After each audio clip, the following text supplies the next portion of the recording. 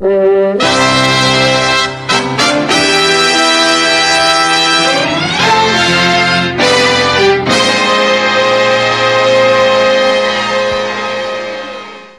video contains adult language and themes. Viewer discretion is advised. Hello everyone, Guncle Mark here, and welcome to the first of what I hope will be many videos to come regarding pop music history. I am not a professional critic, just a lifelong fan who, like an asshole, has an opinion. I didn't word that right. For the past couple of years, I've been watching a good number of YouTubers on their channels run down their lists of best and worst songs, and most of them have focused on current music with the occasional forays into earlier years. I appreciate seeing their takes on music that I grew up listening to and giving their assessments with an unbiased ear. Sometimes they've made me rethink music that I previously ignored. For example, I never paid attention to Peter Cetera or his music, but now I realize he is evil incarnate and has risen from the depths of hell and cursed us with his soul-sucking tunes for eternity. Or something like that. So what's going to make my channel different? First of all, I'm old. Look at me. Look at me. Look at the gray hair. Look at the neck waddle. Look at my wrinkles. Well, actually, I don't have that many wrinkles. I stay out of the sun and drink enough water to keep my skin soft and dewy. Hydration is important. So I've listened to a lot of music over the years and have quite a few memories about the first times I heard classic songs or superstars' first hits. I'll leave the reviews of current music to the channels who've been doing a good job. They don't need an old man yelling at an iCloud like me. Who's laughing now? Shut up! But there are so many years of music that haven't been explored, so I'd like to help fill in those gaps. Furthermore, most, but not all of the reviewers stick to the top 100 year-end lists, and there are too many great songs that never finished on them. They shouldn't be ignored, and I will try my best to make sure they're recognized. Along the way, I'll also look into songs I love that didn't make the top 40 charts or even the top 100 of Billboard, and tell you why I think they should have been hits. My opinions are my own, and your mileage may vary, but I hope you enjoy my take on the music that I grew up with. And with that, let's get started, and what better place to start than the year I was born? Well, not quite. You see, I was born at the tail end of 1964. Technically, that would make me a boomer. Fuck off. Now, as it turns out, the first Billboard chart that was out when I was born was for the week ending January 2nd, 1965. Now, at that time, the world was in turmoil. Boy, the more things change, the more they stay the same. In the U.S., there were civil rights demonstrations and Vietnam War protests. On the charts, the British invasion was in full swing. Motown made its impact. Personally, I feel that the music from 1964 to 1967 were the best years of pop, with so many timeless classics of rock, soul, pop, and even country being recorded. You know, every year has some great music coming out, but it's hard to ignore the creativity and the energy of the time. Now, the Grammys wouldn't reflect it, of course. Check out the history and see their head-scratching choices for nominees and winners for record and songs of the years. Not many of those would ever make my best list, but will any of them make my worst list? There's only one way to find out as we count down my choices for the 10 worst songs of 1965. No, no, no, no, no, no, no, no, no, no, no, no, no, no, no. Let's begin by talking about a trend that started in the early days of rock and roll and continues to this day. Teenage TV stars making records.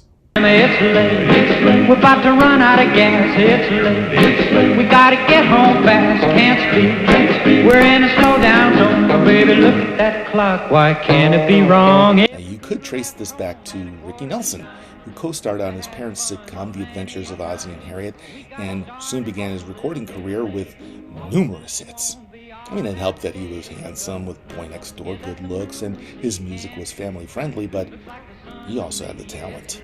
With his success, television and record executives were soon scrambling to find the next superstar to gobble up all that teen money to be had. Soon you saw Annette Funicello from the Mickey Mouse Club, Johnny Crawford from The Riflemen, and a couple of stars from the Donna Reed Show, Paul Peterson and Shelley Fabares. Shelley even hit #1 with Johnny Angel, and if ever a voice needed auto-tune back in the day.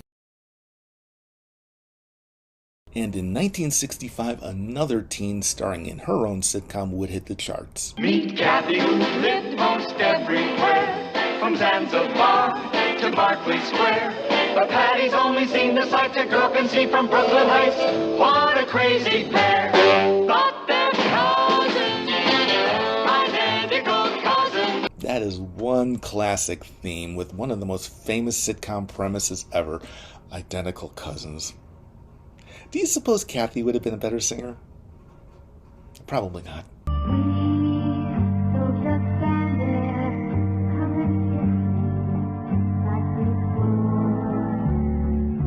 In 1965, Patty Duke starred in a movie musical called Billy, about a tomboyish girl who becomes her high school's track star and finds a boyfriend along the way. Now, with the success of her movie and her show's popularity, she decided to make her way into records.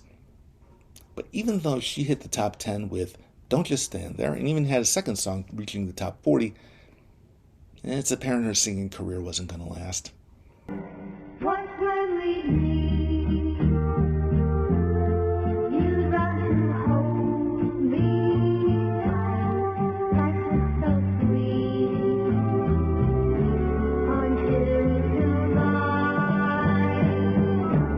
Two years later, when she starred as Neely O'Hara in the camp classic Valli of the Dolls, all of her singing was dubbed. And for good reason. It's impossible, it's not my style. If I tried it, I'd miss by a mile. I'm not worth a dime, ain't got the stuff, ain't got the time. I'm a loser, I ain't for success, baby, unless you say so. Now this made her unhappy, but as you can see by the clips, you can judge for yourself how flat and off-key her vocals are. It's impossible, it's not my style. If I tried it, I'd miss by a mile. I'm not worth a dime, ain't got the stuff, ain't got the time. I'm a loser, I ain't for success, baby, unless you say so. As far as her hit goes, what makes this bad is how much the producers of this record are trying to make her sound like the next Leslie Gore. Leslie Gore was still hitting the charts at that point. This song sounds similar to You Don't Own Me, but instead of Leslie's fierce independence, You don't own me, no, don't try to change me anyway. You don't own me, don't tie me down, I will never stay. this is your standard mopey girl waiting for her guy to decide instead of making her own decision. You know, this is a product of the times when women and girls were still supposed to let men tell them what to do. But the man she's singing to here sounds like a wuss. So why would she waste her time waiting for him to make up his mind? It's a game. I don't want to play it. And it's goodbye. Why can't you just say it? I'll be honest, I used to like this song when I was younger, and I still have a bit of a soft spot for it, which is why it's at the bottom of this list. But as time has progressed, I realize this is just not good. Let's remember Patty for her incredible acting career and her work in helping remove the stigma from mental health issues. And not for this.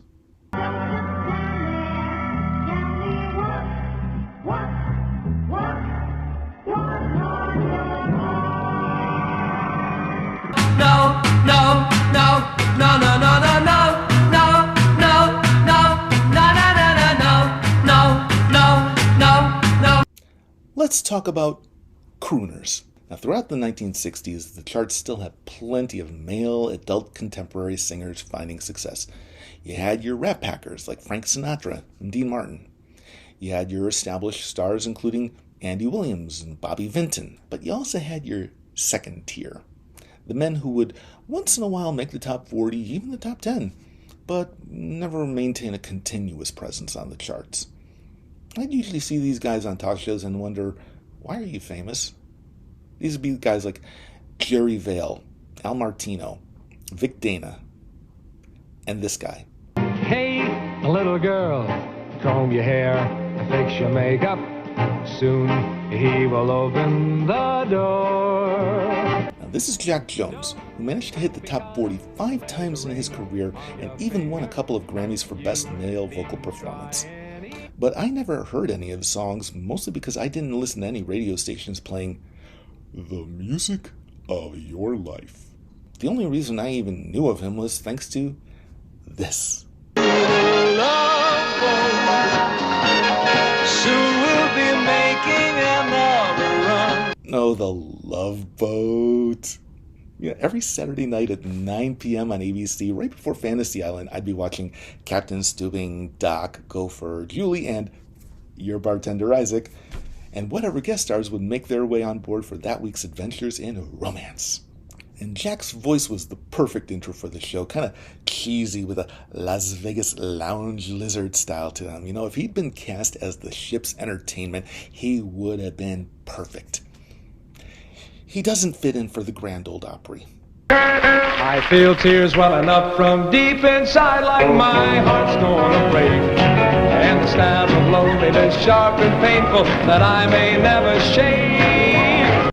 The Race Is On was recorded by country great George Jones, no relation, in 1965 and would be one of the few songs of his ever to hit the Billboard Top 100 pop charts, peaking at number 96, hitting number 3 on the country chart. Well, the race is on and here comes pride at the backstretch. Heartaches are going to the inside. My tears are holding back. They're trying not to fall. Now, up until the 70s, it was common practice for songs to be recorded over and over by multiple artists once the song was published, which is why you could see the same song for 2 different artists, both on the top 40 at the same time. Now, in this case, George's version peaked in January while Jack's peaked in April, hitting number 1 on what was then called the Middle Road Singles Chart. Now the race is on and here comes pride up the backstretch. Heartaches are going to the inside. My tears are holding back. They're trying not to fall. What I don't enjoy in this song is this sheen and veneer. I mean, when you compare the metaphor for a horse race between the two singers, you get the feeling George would be drinking beer in the stands while Jack would be sipping 15-year-old scotch in the owner's box. There's just no grit in what Jack sings, and he ends up making the song sound fake and phony. One day I ventured in love, never once suspecting what the final results would be. Hit the road, Jack. Or should I say, bon voyage. The race is on and it looks like heartaches, and the winner loses all. No, no, no, no, no, no, no, no, no, no, no, no, no, no, no. Bob Dylan was everywhere in 1965. Now, he'd actually had some of his songs recorded earlier and making hits. For example, Peter, Paul and Mary had versions of Blowin' in the Wind and Don't Think Twice, It's All Right, both hitting the top 10 in 1963. And in 1965, the Turtles would reach the top 10 with It Ain't Me, Babe, and the Byrds would hit number 1 with Mr. Tambourine Man. But on his own, Dylan would finally crack the top 40 with Subterranean Homesick Blues and hit it huge with Like a Rolling Stone and Positively 4th Street, both of them hitting the top 10. Spoiler alert, Dylan will appear in my best of 65 list. Now, there was another act that recorded a Dylan song which would peak at number 12 in December and sell 1 million copies.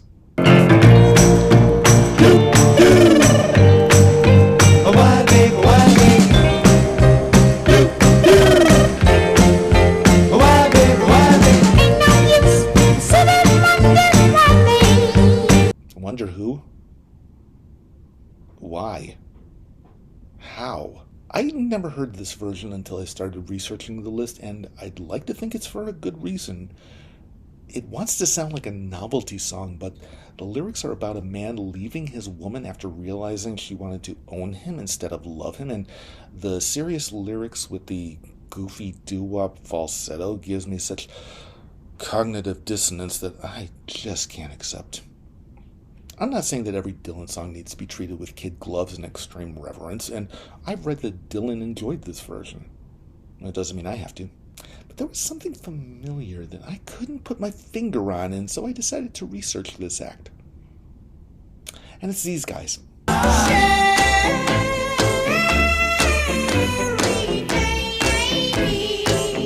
Sherry baby, Sherry.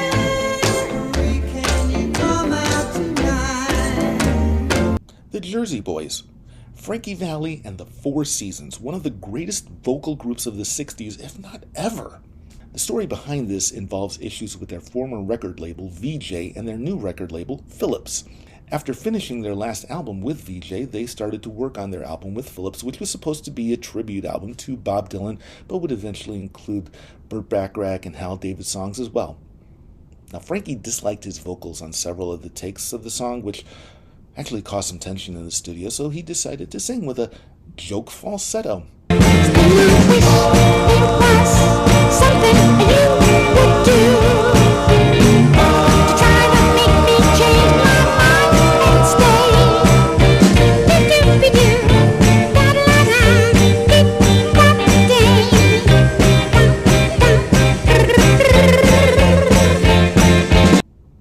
This ended up being the one they put on record, but due to ongoing royalty issues with VJ, they couldn't release the record under the names Four Seasons or Frankie Valli. So they came up with this name, and once the song was released, pretty much everyone recognized who was behind this. Even with the exaggerated falsetto, Frankie's voice is distinctive. And it's that exaggeration is what annoys me about this. Now, I can't imagine the versions that Frankie rejected sounding any worse than this. Furthermore, Peter, Paul, and Mary's version of the same song hit the top 10 2 years earlier, so if this had been some no-name act, I don't think radio would have bothered with this. As it is, radio doesn't bother with it now. You just kind of wasted my precious time. Don't think twice, it's alright.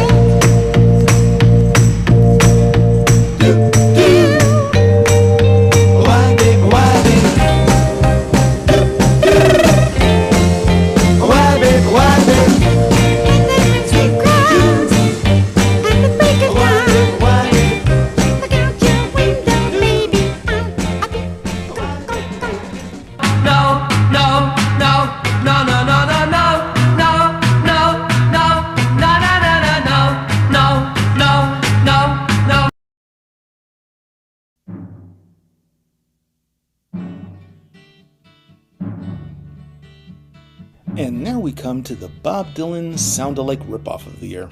The Eastern world, it is exploding, violence flaring, bullets loading. I don't think too many people actually mistook Barry McGuire for Dylan, but there's no denying the similarities. Rough voice. There'll be no one to save with the world in a grave.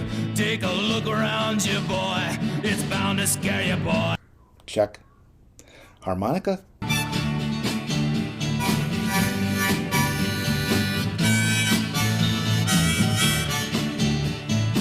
Check. Social relevance. Handful of senators don't pass legislation, and marches alone can't bring integration. Check. Attempts at clever rhyming. You're old enough to kill, but not for voting. You don't believe in war, but what's that gun you're toting? And even the Jordan River has bodies floating. Check. It's all there, wrapped up in a neat little bow. But if it's possible for a song to be too socially relevant, this could be it. There's enough name-checking of specific events in this song that you can narrow down to this exact year, and that ends up making the song dated before its time. The lyrics are also problematic with forced rhymes like this one. Think of all the hate there is in Red China, then take a look around to Selma, Alabama. And odd word choices. Yeah, my blood's so mad, feels like coagulating. First off, blood can't get mad because it doesn't have feelings, and B, coagulating isn't a word that should ever be used in a pop song. Death metal? Sure. It's an excessive song, and that includes the singing, which starts from a grumpy growl. The Eastern world, it is exploding, violence flaring, bullets loading, and ends up pissy, petulant, and pretty much screaming at kids to get off my lawn. You can bury your dead, but don't leave a trace. Hate your next door neighbor, but don't forget to say grace. But if there's a bigger reason to hate this song, is for all the answer songs that came after it. This touched a nerve for a lot of right-wing apologists, and even I, as a liberal, can see this song as extremely pessimistic and would want to find something to feel positive about. But when the answers in their songs are all about fighting communism overseas and offer no solutions to racial injustice or any other social causes and want to gloss over them to make themselves feel better, and talk about your snowflakes and wokeness, it doesn't make the music any better. So thanks a lot. Thanks for a bad song that ended up creating even worse songs. You don't believe we're on the eve of destruction.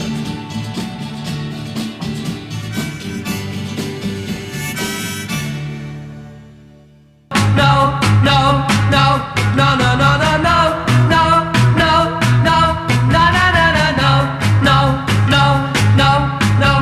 I never thought I'd cut a record by myself. Neither did I, Sonny. Neither did I.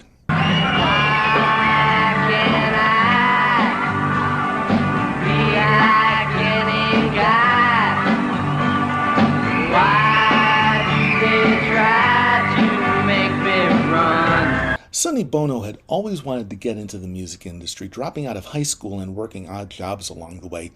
Early on, one of his songs was recorded by Sam Cooke, and he ended up getting hired as a gopher by Phil Spector. In late 1962, he walked into a coffee shop and met a 16-year-old girl named Sherilyn Sarkeesian. She also wanted to break into music, and Sonny helped her become a backup singer where she sang on classics including Be My Baby and You've Lost That Lovin' Feeling. The two soon became lovers and held a pseudo-marriage ceremony in 1964. Not sure if she was 18 yet. And then started recording together. Even though Cher would record many solo songs while they were together, Sonny didn't intend to make any solo records until an incident at a restaurant where he wasn't allowed in due to his hippie attire, which inspired him to write this. And just think, if the staff at Montoni's had bent the rules regarding their dress code, we wouldn't have had this song. Thanks to you, we have a whiny screed featuring Sonny's nasal yelling going on about how much a victim he is because of the clothes he wears. What do they care about the clothes I wear? Why get their kids from making fun? I expect the song was written before I Got You, Babe hit the charts because it wouldn't make sense for him to be denied entry once he was famous. Even then, if this were a well-known fine dining establishment where a suit and tie were required for everyone, and this is during 1960s Mad Men era we're talking about, it would seem defiant that he would go and expect to be seated dressed in bell-bottoms and a fringed vest. So he gets denied seating and writes this song as an I'll show you jester. So I don't care. Then laugh at me. My favorite lyrics have to be the set. And I'll cry for you. And I'll pray for you. And I'll do all the things that the man upstairs says to do. I'll pray for you.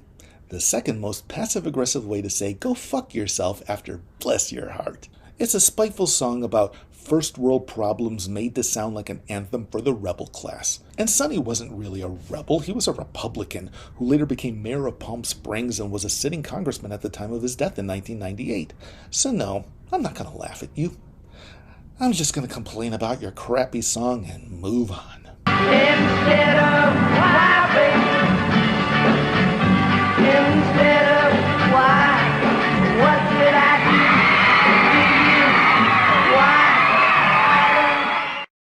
No, no, no, no, no, no, no, no, no, no, no, no, no, no, no, no, no.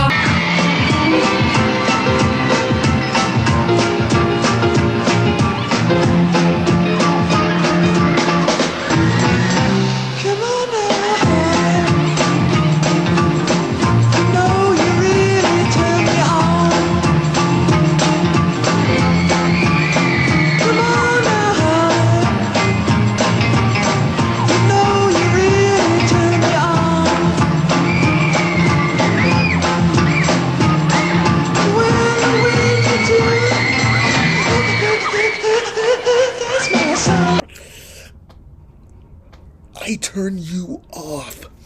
No, no, no, no, no, no, no, no, no, no, no, no, no, no, no, no, no. Bottoms up.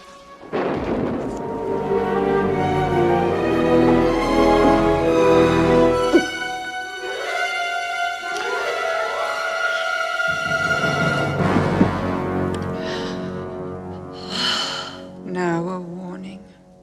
Now a warning? Now, a warning. The next song will include discussion about suicide, so if you are triggered by this, please skip over to song number 3. From the late 50s to the mid 60s, there was a musical genre that managed to stay popular despite all logic. The teen tragedy song. Now, death has been a staple for songs, whether it be memorials to famous people, Abraham, Martin and John, Candle in the Wind, American Pie, or to people the singers knew, Tears in Heaven, One Sweet Day, Together Again, or even murder. Staggerly, Delilah, Copacabana, but the teen tragedy song was unique. Songs which invariably had someone dying for young love, usually in some accident. Teen Angel, Tell Laura I Love Her, Leader of the Pack. But occasionally a hit song would feature a suicide. Endless Sleep featured an attempted suicide after an argument, though in the original, the girl does die. And Moody River has the protagonist's girlfriend kill herself after she's cheated on him. And then there was Patches, co-written by the legendary Barry Mann and recorded by Dickie Lee. This features the common trope of two kids from different sides of the tracks falling in love, but the boy's family disapproves and forces him to break up with her. She believes he doesn't love her, and takes her life by drowning herself. Twist ending. He's so distraught at the end of the song that he tells us he's going to kill himself and join her in death. Great. So, what do you do for an encore? How about more death?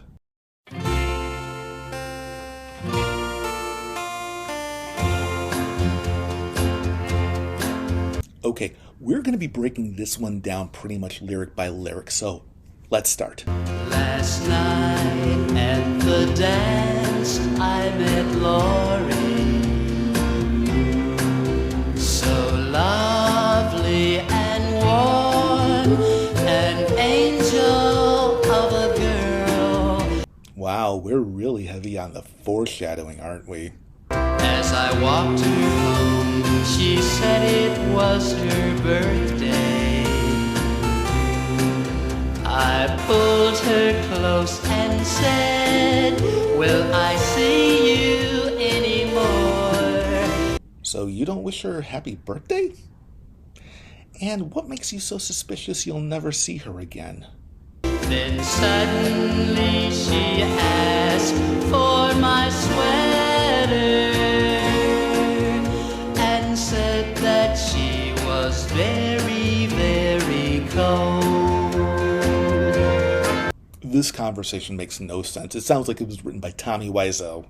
Oh, hi, Mark. I kissed her goodnight at her door and started home. Then thought about my sweater and went right back instead. I knocked at her door and a man appeared. So he kisses her goodnight at the door, turns around to leave, remembers his sweater, knocks on the door, and meets her father. And what does he have to say? You're wrong, son. You weren't with my daughter. How can you be so cruel to come to me this way? My Lori left this world on her birthday. She died a year ago today. She's a ghost. So let me get this straight. Not only hasn't she tried to communicate with her father from beyond the grave to try to comfort him, But she also got this poor sucker telling him that she was with him the entire night, some random stranger instead of her own father, on the anniversary of her death. What a ghost bitch. And then I looked and saw my sweater lying there upon her grave. That must be the world's smallest cemetery to find your sweater that fast. So let's get back to the beginning because I have more questions. Now that we know she's a ghost, why was she at this dance? Is this where she died or the last place she was seen alive?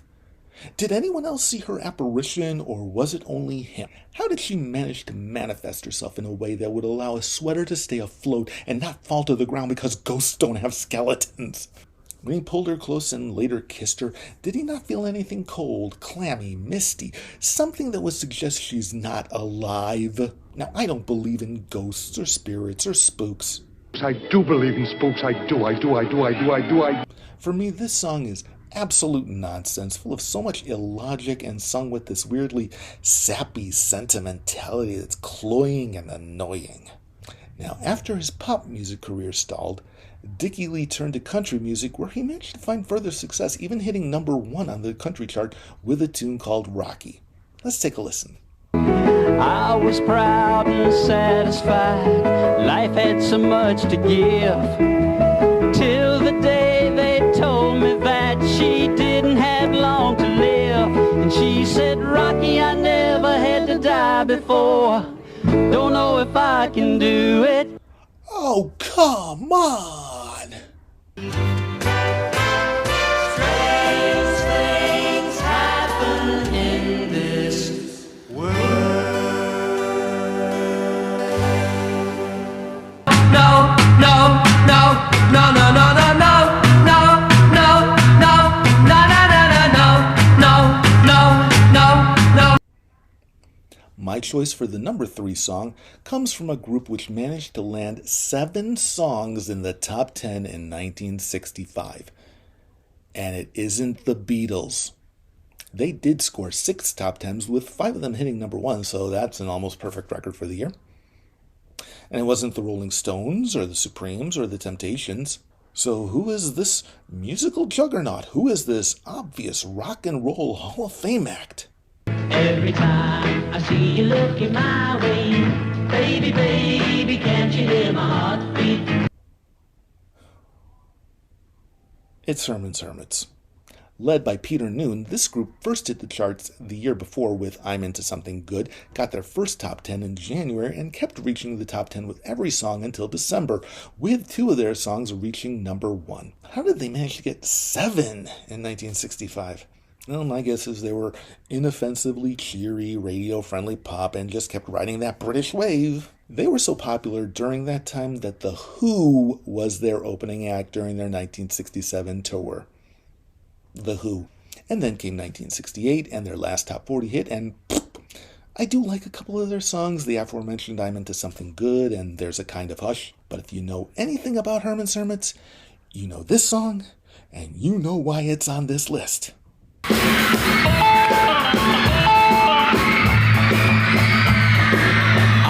entering the 8th, I am. Entering the 8th, I am. Let me give you a little history about this song.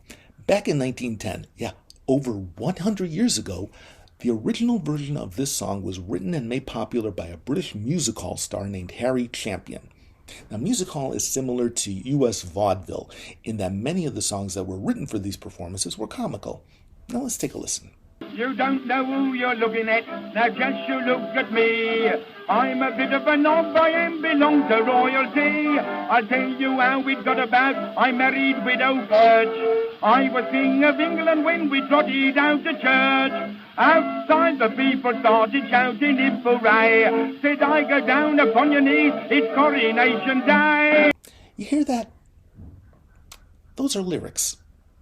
There are actually lyrics to this song which explain the situation in more detail. In listening to the complete song, I do find it broadly humorous and over the top, even if it doesn't make me laugh out loud. At least it gives me a better understanding of the song instead of just this. I'm Henry the Eighth, I am. Henry the Eighth, I am. I got married to the widow next door. She's been married 7 times before, and everyone was an Henry. She wouldn't have a Willie nor a Sam. No Sam. I'm a right old man, I'm Henry. Henry the Eighth, I am. You know how some EDM songs will often take a lyric or two of an older song and repeat it over and over and over as they remix the shit out of it until almost all vestiges of the original are rendered pointless? Hello, I'm Alexander Armstrong and welcome to Pointless. Not now, Alexander. That's what you have here, with only the chorus being sung not once. Second verse, same as the first. No, it's a chorus, and not twice.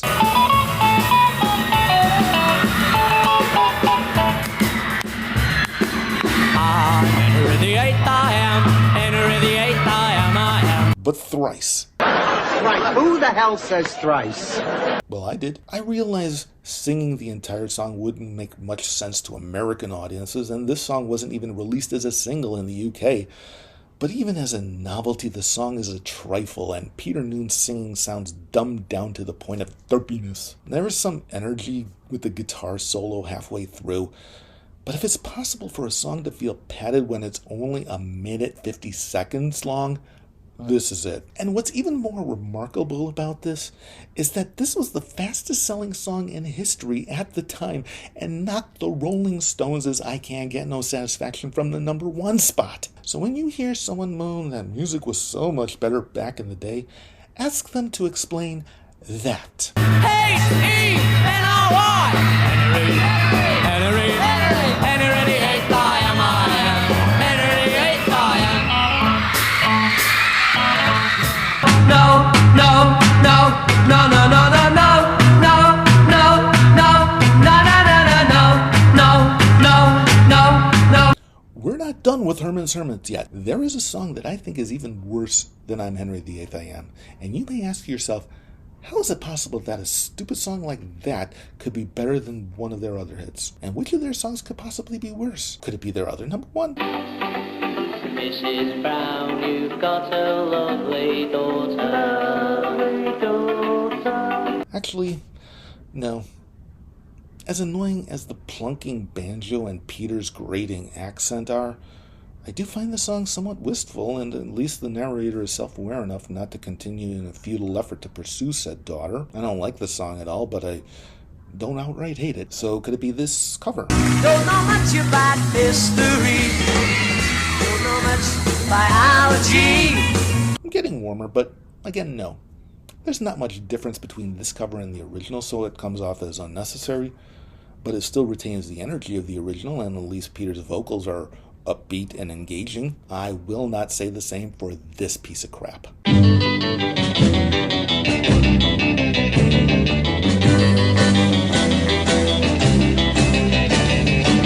This is a cover of a song done originally by the Rays, and that was their only hit, reaching #3 in 1957.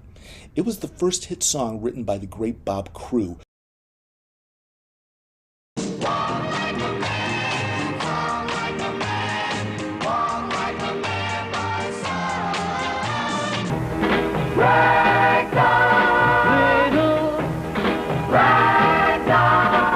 Silence is golden.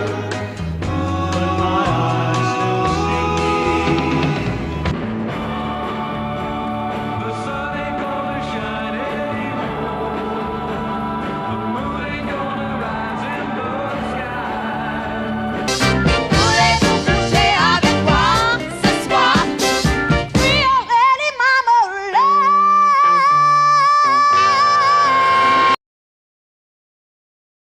Now, he was inspired to write this after seeing a couple holding each other behind a window shade while a train he was riding on passed by. And the premise is simple enough. Man taking a walk past his girlfriend's house sees two people clinching behind a shade. From within a dim light cast, two silhouettes on the shade. Oh, what a lovely couple they made. First he's sad, then he gets upset and rings the doorbell, making threats that he'll beat it down. Lost control and rang your bell. I was sore. Let me in or else I'll beat down your door. door opens and it's two strangers who tell him he's on the wrong block, runs to his girlfriend's house and vows they'll be the two silhouettes on the shade. All of our days, two silhouettes on the shade. Silhouette, silhouette, silhouette, silhouette, silhouette, oh, silhouette, silhouette, silhouette, silhouette, oh, two silhouettes on the shade.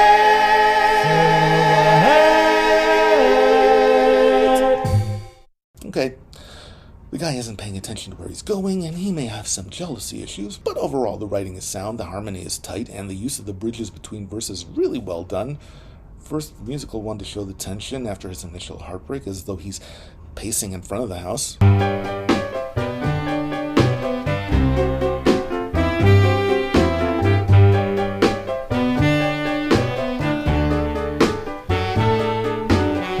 And then the vocal bridge to highlight the sense he's happily running to the correct house.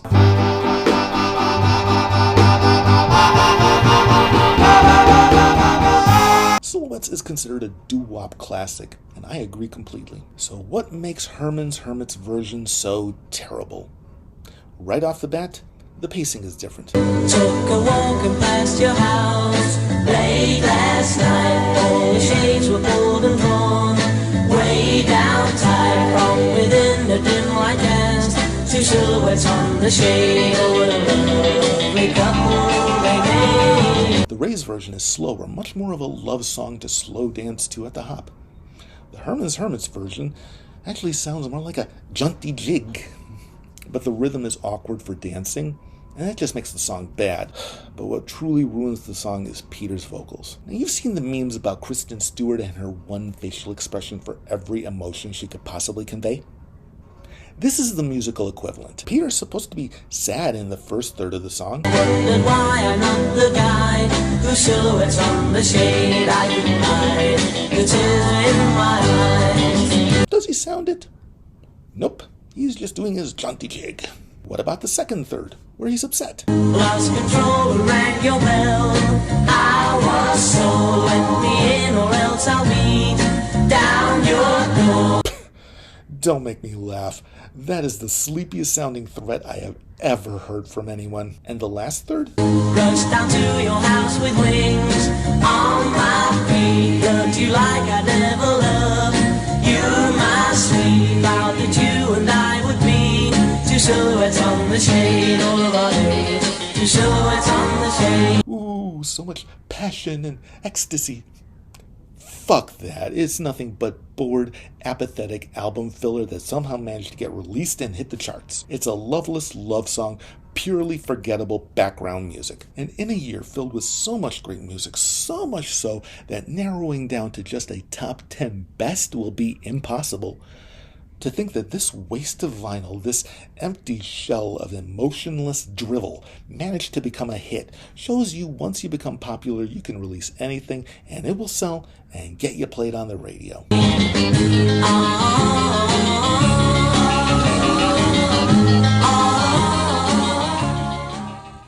Now, before we get to the worst of the worst, let's run through some dishonorable mentions.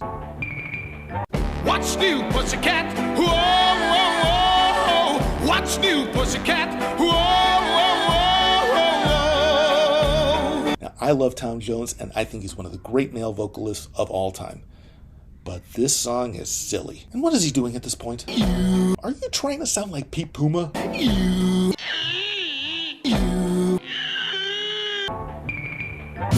gotta know how to pony.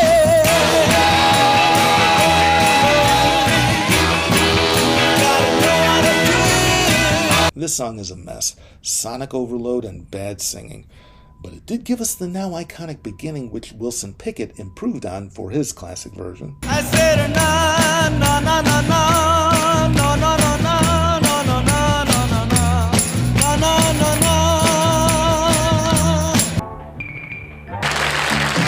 You know where I can be found, don't you know I'll be waiting by the telephone.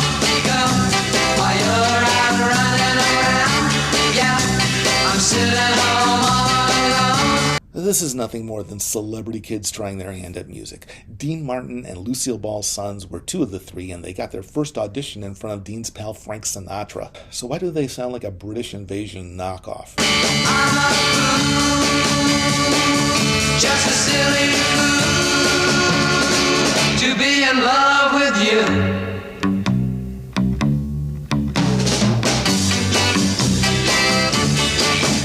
Plus, the song sounds too similar to Hang On Sloopy, and speaking of which... Hang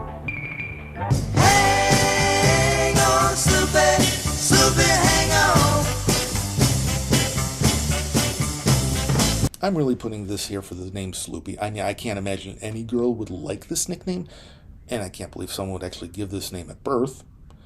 And as someone who hated his nickname growing up, it gives me PTSD. Do the clam. Grab your barefoot baby by the hand. Turn and tease, hug and squeeze. Take right in and do the clam. How am I supposed to do this dance if there's no instructions? If you're not watching the movie this came from, you won't know. You'll just be making some clueless moves that make Elaine Bennis look like Madonna. Also, mid-60s Elvis wasn't at his best. And seafood shouldn't be in a song. Unless it's Rock Lobster. The Western world has a common dedication to keep free people from red domination. Remember when I talked about lousy right-wing answer records to Eve of Destruction? Yeah, this is one of those, with a really annoying mouth harp in the background. You tell me that marches won't bring integration, but look what it's done for the voter registration. But this is largely forgotten, peaking at number 36, which is why it doesn't make my top 10. Come on, let me show you what I come on, let me show you what I want to show you. Let me show you what the name of the place is. I don't like it. Mike Smith was the lead singer on most of Dave Clark 5's hits, but that growly voice is like nails on a chalkboard for me. Plus, I like the original by Chris Kenner much more. I met her one day at the laundromat. She turned around and smiled at me. You get the picture? Yes, we see. And that's when I fell in love with the leader of the laundromat.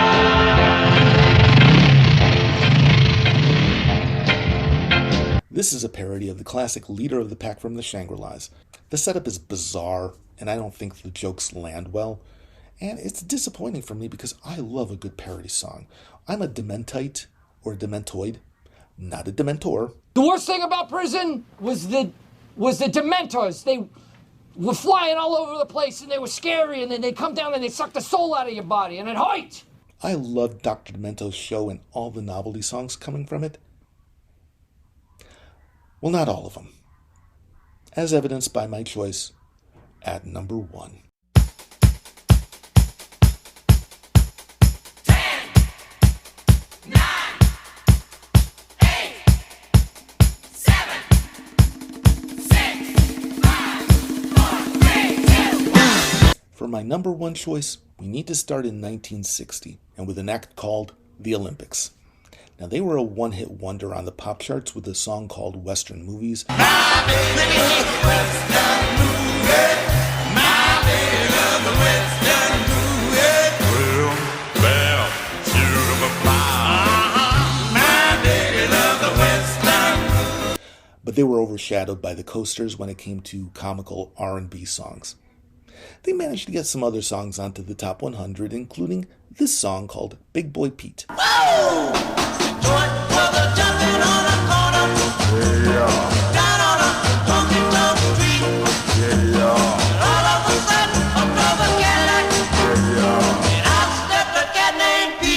Now, I've actually heard this on the Sirius 50 station, even though this actually peaked at number 50. Now, as far as the song goes, it's pretty standard for the time as far as the arrangement, and the lyrics about a tough guy who gets his comeuppance from another tough guy would be improved upon in later songs, most famously by Jim Croce with his big hits Bad Bad Leroy Brown and You Don't Mess Around with Jim. Now we'll jump to 1963 and talk about a band many consider to be a one-hit wonder, even though technically they weren't. But that one hit is a classic.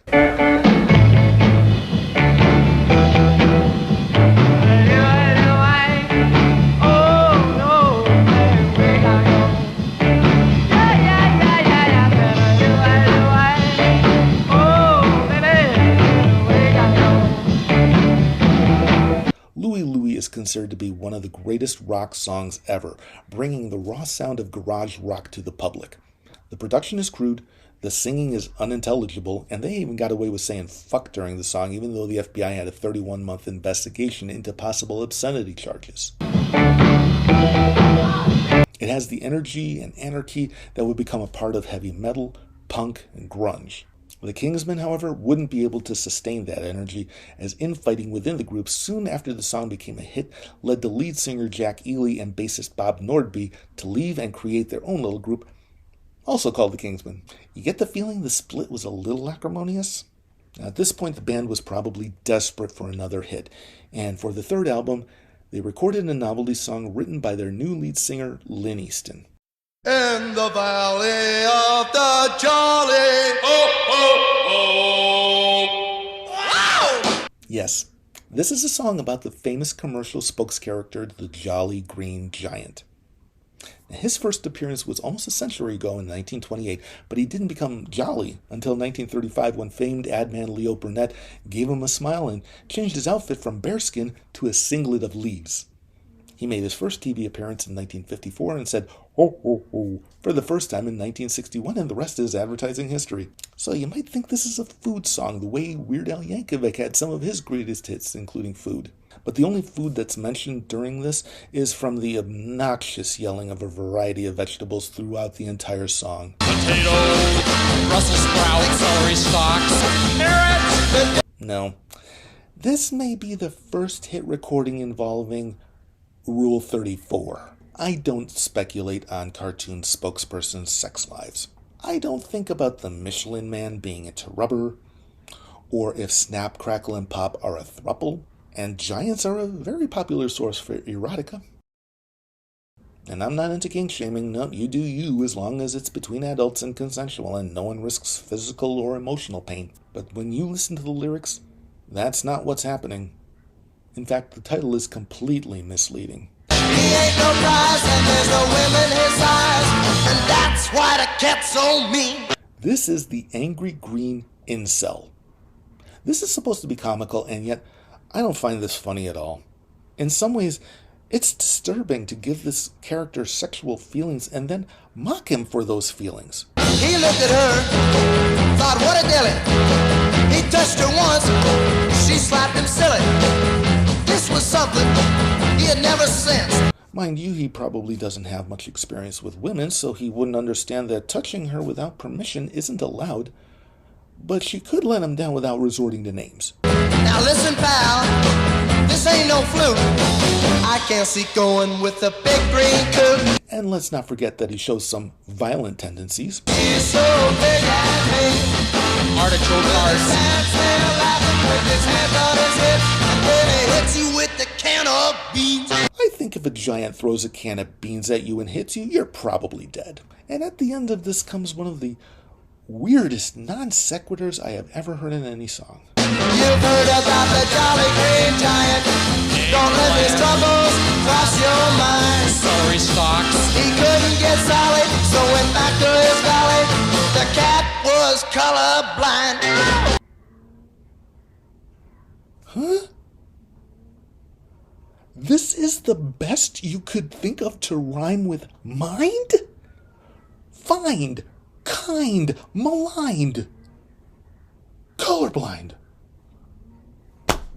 Yet, as bad as those lyrics are, what ultimately makes this choice for the worst is the actual song. For you see, when the song was originally released, Lynn Easton was listed as the only songwriter.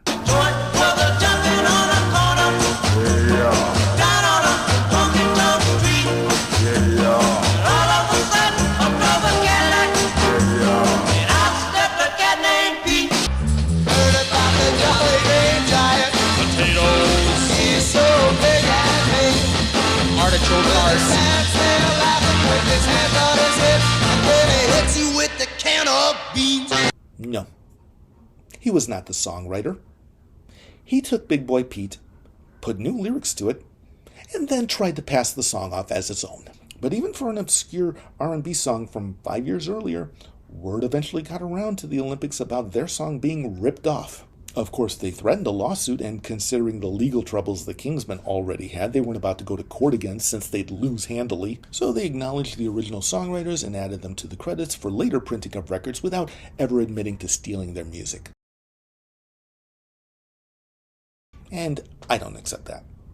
I know there's plenty of songs which have been accused of borrowing heavily from earlier songs, some of them even losing in court.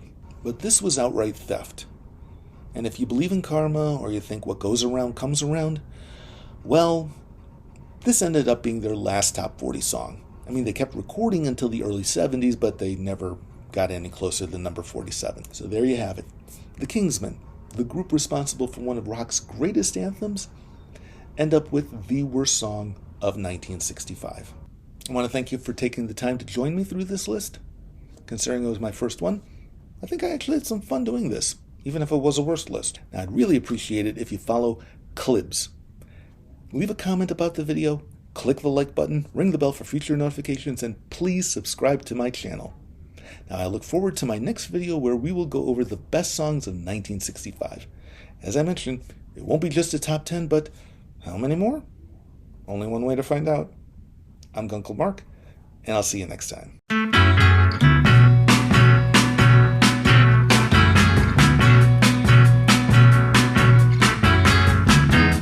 And if she should tell you, come closer.